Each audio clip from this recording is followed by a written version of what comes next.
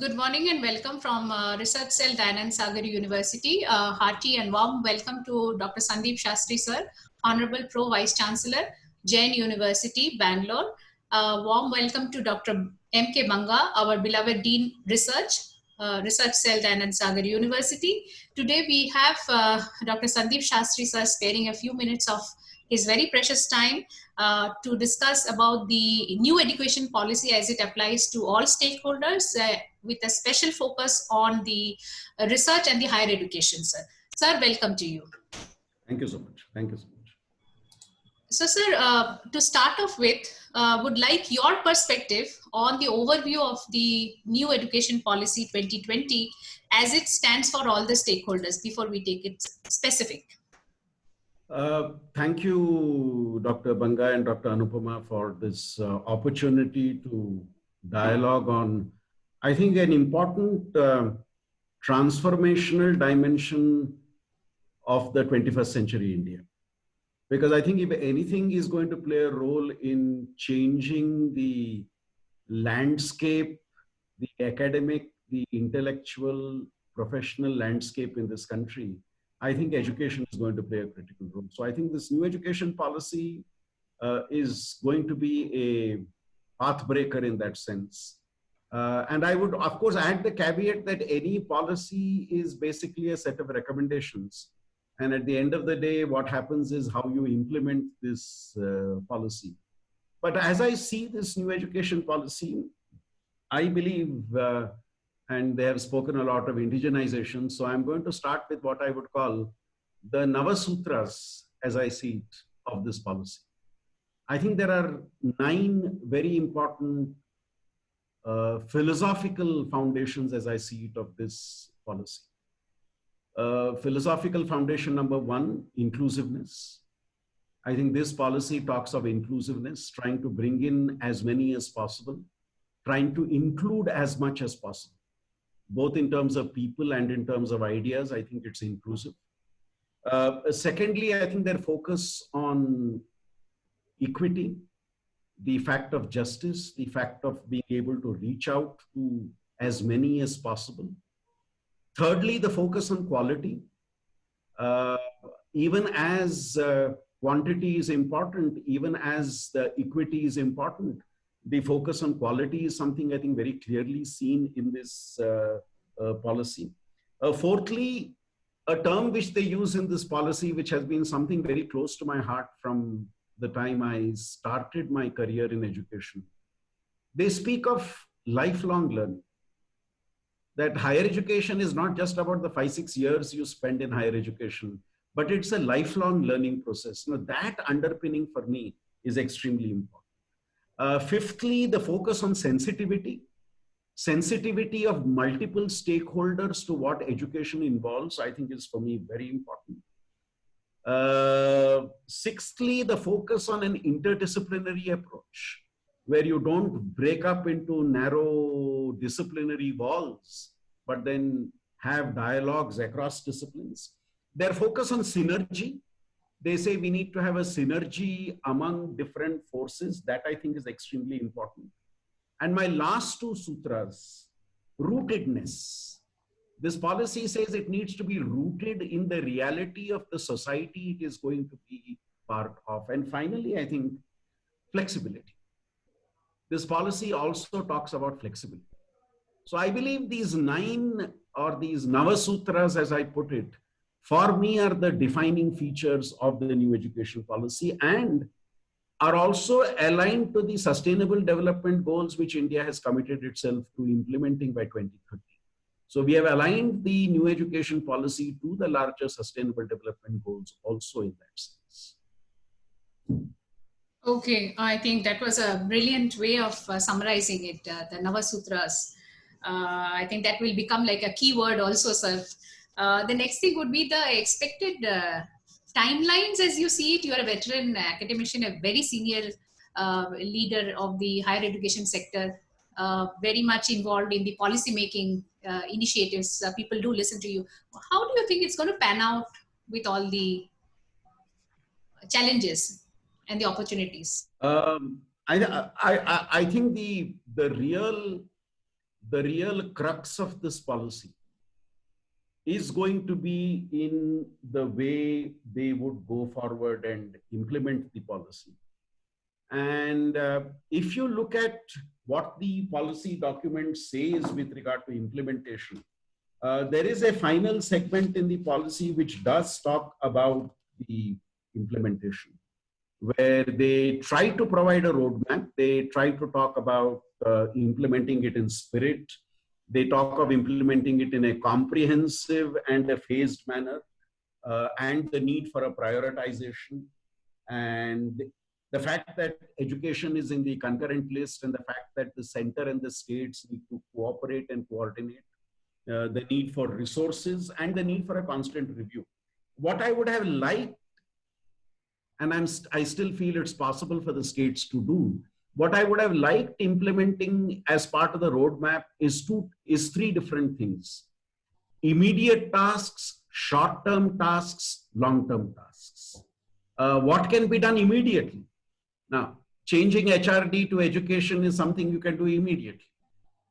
So certain things can be done immediately. Certain things can be done in the short run, and short run could be defined as a year or 2 years. And certain things could require to be done in the long run over a period of 5 years and 10 years. I remember in Karnataka when I played a role in framing the Karnataka youth policy as the chairman of the drafting committee. In the implementation scheme, we had put immediate, short run, long run, and what the government did is they gazetted it. So in a sense, it legally bound the government to actually implement that policy in that time. So I think now what's going to happen is the task force, which is going to be created at the national level and the state levels, already started in some states. Now, maybe they should create this time-bound implementation of the national education policy. And that's when a lot of people who otherwise are cynical, that we have seen so many policies in this country. You see, I think it was years ago, Nani Palkhiwala who said, in this country, we have so many laws, but so little justice.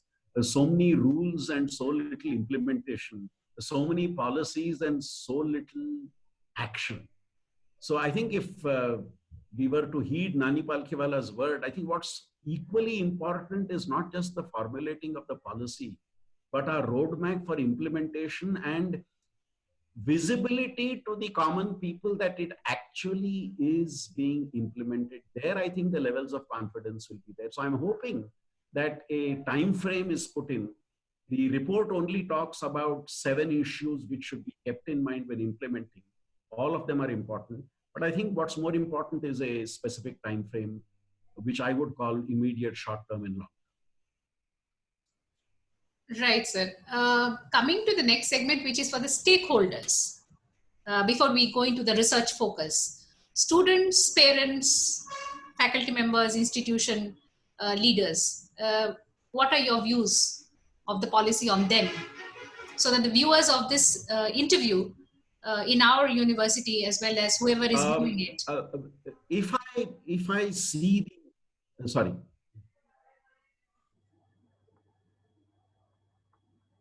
Anupama, could you repeat your question? I couldn't hear the whole question. Yes, I was asking your perspective on the stakeholders who would like to know how this influences them.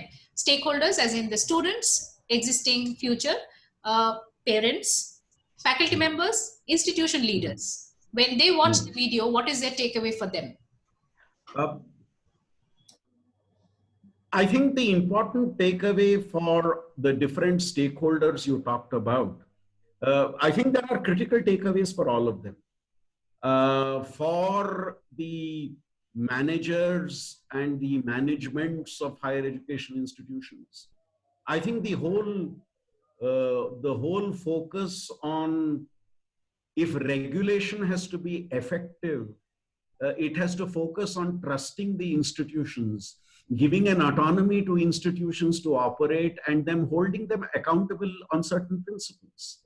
Now, I think that's a huge takeaway for me for managements, that if managements have the autonomy to be able to implement the vision they have, the dream they have, the design they have, I think that would be something wonderful, which is today, many people believe, a constraint. as the new education policy itself says, the regulation has been ineffective in being able to achieve the goals. They say this in the policy. So I think if the promise of autonomy is something for me very important. For faculty like you and me, I think what gladdens my heart in this policy is they say that the faculty is at the center of the new education policy. At the heart of the new education policy is the faculty.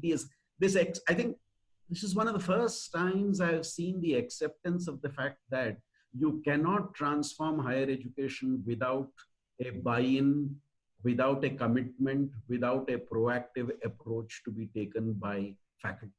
Now, faculty have been recognized as the key drivers of the change. For me as a faculty, this is something very heartening. This is something which is very positive in this policy. The opportunity to innovate, the opportunity to be creative, the opportunity to design new courses. Now, this is something which I think faculty now have a chance to demonstrate that we had wanted to do a lot, and we often said we didn't have the opportunity to do that. Now you do. With regard to students, I think a lot of students keep telling us, I came to study something and I'm studying something else. See, I came with one vision and what's happening is something else. I think this new education policy talks of bringing the student viewpoint also into the process. Recognizes not just the student as an active stakeholder, but recognizes the student whose inputs are critical in terms of what you do in the system. I think the new education policy says that we need to make education as fun. Education should not be a burden, but it should be fun. And when you say education is fun, you're talking about the stakeholder, the student. My favorite adage, will this new education policy make the students run to the class and walk to the house rather than walk to the class and run to the house? See, and now that is something which the new education policy provides an opportunity in terms of the excitement, in terms of curriculum design, innovation in terms of curriculum implementation, and transforming what Banga sir, Anupama and I have been talking for long, that is the classroom to change from a zone of teaching to a space of learning. See, this shift from teaching to learning, I think this new education policy provides a great opportunity for that. And that is for the stakeholder, the student, I think a very, very important dimension. Finally, parents and employers. I think the employer should also, the prospective employers of the people who come out of the education system should also be excited about the new education policy because it talks about skills, it talks about partnerships, and it talks about relevance of these skill sets that people learn through the education system. And I think parents also should be happy because the investment they make in terms of time and resources is something that will bear fruit if the various issues in the new education policy are actually implemented. I have got two questions, Professor J. Sure. Before Dr. Anupama interjects. First one is about the timeline for the implementation of the higher education part of the new education policy. Do you think it should be immediate or short term? Sir, when I was lucky to be part of the group which was called by the New Education Policy Committee to dialogue with them. I remember in that dialogue, the chairman, Dr. Kasturirangan, made an interesting point. He said, this new education policy will cause disruption. And his argument was no reform is possible without disruption. If you want that incremental change, little by little by little, our system is such that this, and I know this is not Dr. Kasturirangan, this is me now. If you bring in incremental change, what happens is the vested interest within the system would not allow that incremental change to achieve its success.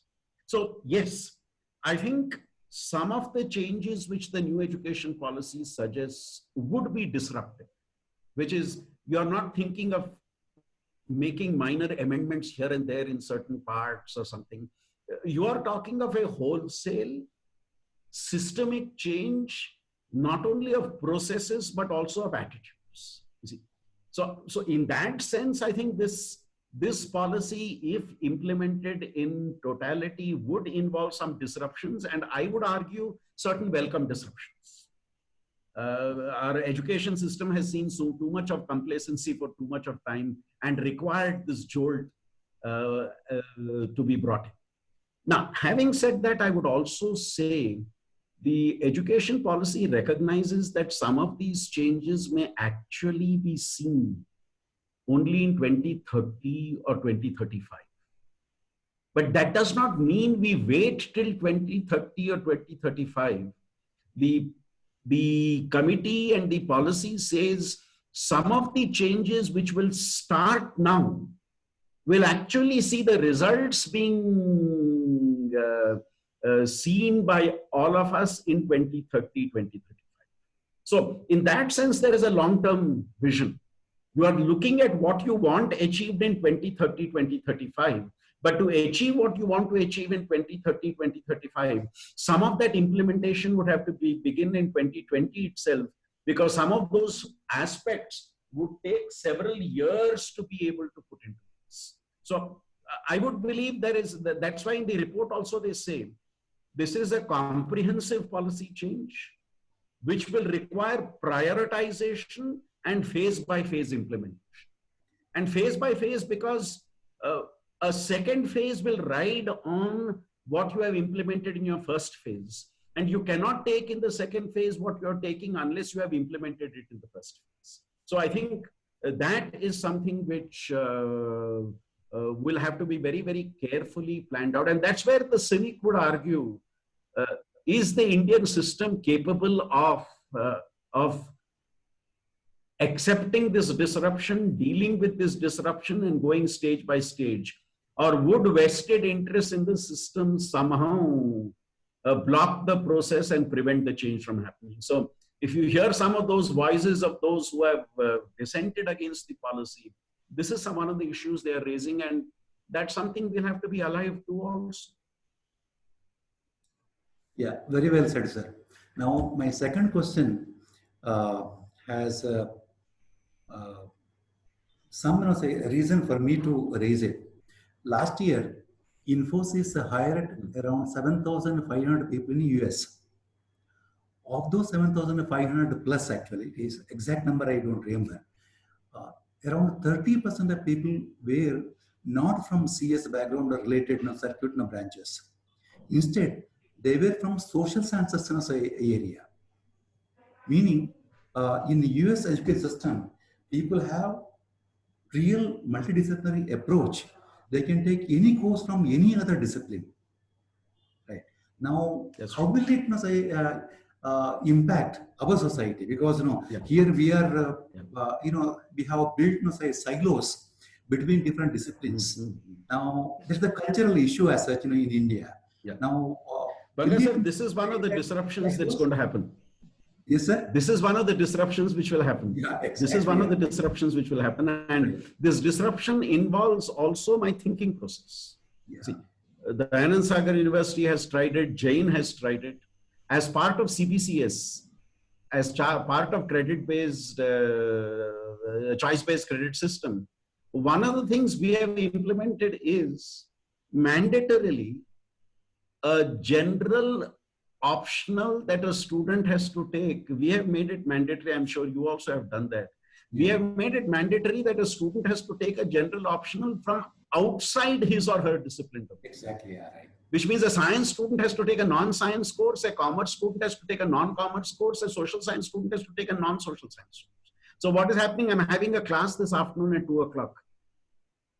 We social scientists are teaching to MSc science students a course on the philosophy and public policy of science. Yeah.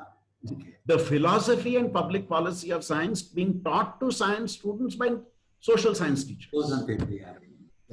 And believe me, Sir Bangar, students are saying that this is the most popular course.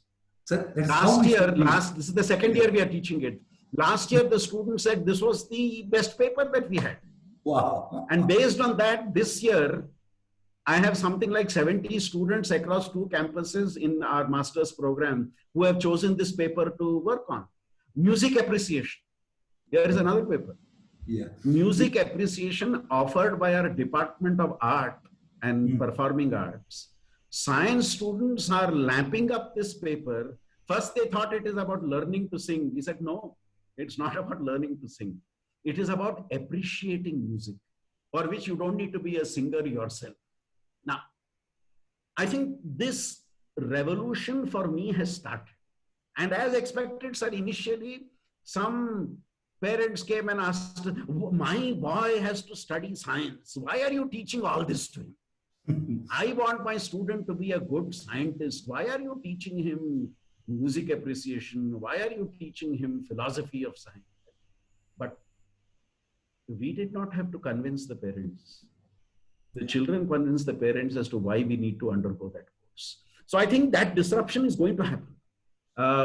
The new education policy focuses on interdisciplinary course. Now, this whole question of an arts course or a science course or a commerce course at undergraduate level, they say should go. And it cannot go tomorrow, but they're hoping in 10 years' time, we are able to bring in that change, especially at the undergraduate level. They have required that an undergraduate student take courses outside the core courses that they are taking. Now, as I said, this involves a huge mindset change. I had people telling me, how can art students understand science courses? I told them, don't underestimate my art students. Why not? My art students will be able to lap up your science courses like other science students do, but make your science course relevant to their arts courses also. You see? So mathematics for sciences, statistics for social sciences are courses which have empowered social science students to do their social sciences better. So you're right, Banga sir. The new education policy asks for this disruption about not being limited to your academic silos. We need to break out of that silos. Yeah. And it will involve a huge effort to convince our faculty, convince our students, convince our parents that this is the way forward. And I think what you said about a corporate world taking a step to hire social scientists, I think they have shown the way that this is the pathway forward. In fact, recently, sir, you will be surprised to know, or may not be surprised to know, a science foundation which is handing out science project funds took a decision that on our board of experts, there will be a social scientist. Wow. And I was invited to sit on that board. I was invited to sit on that board because they said, we need a social science perspective on deciding the relevance of a science project which we are taking forward. So that change is happening, and let's hope over years it becomes much more widespread across society. Sir, in fact, I should share with you, very recently, IIT Bombay, that is the one which is coordinating the GATE examination. They have included social science as one of the subjects now for people to write the GATE examination. Already we are seeing a lot in our engineering program, the social science component is proving to be one of the ones where students feel very excited to be able to come to class.